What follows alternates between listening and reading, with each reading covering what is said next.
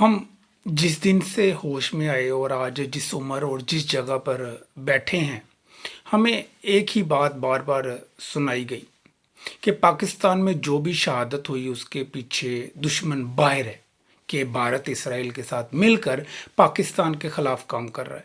ये बात इतनी बार दोहराई गई कि सवाल करना जुर्म बन गया और शक रखना गद्दारी।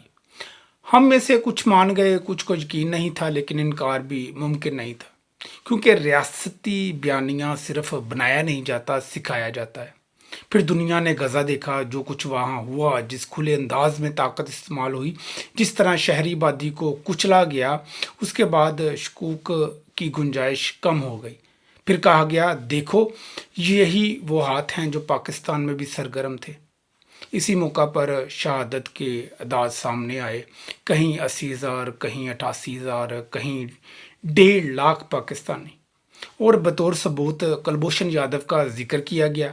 फिर एक और मंजर सामने आया, टीवी स्क्रीनों पर ताकतवर ओहदों पर बैठे लोग आए और खुले लफ्ज़ों में कहा गया, हम शहीदों के वारिस हैं। ये सिर्फ एक जुमला नहीं था, ये इख्तियार का ऐलान था। इसके साथ एक नया नज़रिया पेश किया गया कि पाकिस्तान में जहाद का कॉपीराइट अब हमारे पास है। यानी जहाद कहाँ होगा, जहाद कब होगा और जहाद कौन करेगा, ये सब अब अकीदे का मामला नहीं रहा, बल्कि दस्तखत, अदारे और चेयरमैन का मामला बन गया। और इस अदारे का सरबराह वही फील्ड मार्शल है जो खुद को शहीदों का वारिस कहता है। इसी दौरान पाकिस्तान के अंदर नेशनल एक्शन प्लान के नाम पर जो कुछ हुआ, जूते, लाठियाँ, गुमशुदगियाँ, माएँ बहनें, घर, ये सब किसी हादसे का नतीजा नहीं था, ये एक मिशन था। और आज कहा जा रहा है मिशन मुकम्मल हो गया। फिर कहानी ने एक और मोड़ लिया, कहा गया कि पाकिस्तान ने भारत की कमर तोड़ दी और इसराइल को पाकिस्तान ने भारत से अलग कर दिया। यही वो लम्हा है जहां तंज अरूज पर पहुंचता है। जो इसराइल कल तक दुश्मन बताया जा रहा था, आज वही इत्तेहादी बन गया।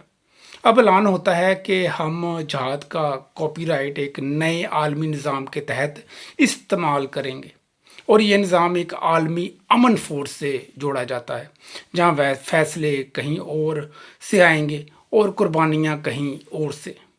और कहा जाता है पाकिस्तान को बचाने के लिए हम गज़ा में हमास के ख़िलाफ़ लड़ेंगे।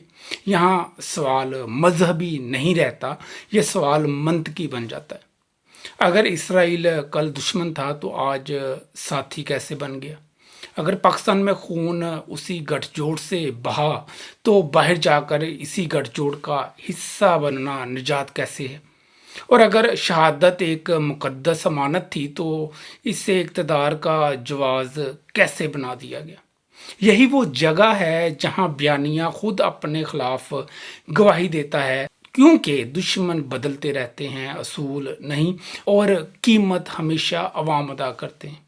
अल्लाह उन माओं को सब्र दे जिनके घरों में से लोग उठाए गए, और उन कुर्बानियों को नारों में नहीं हकीकत में कबूल करे। अल्लाह हाफिज़।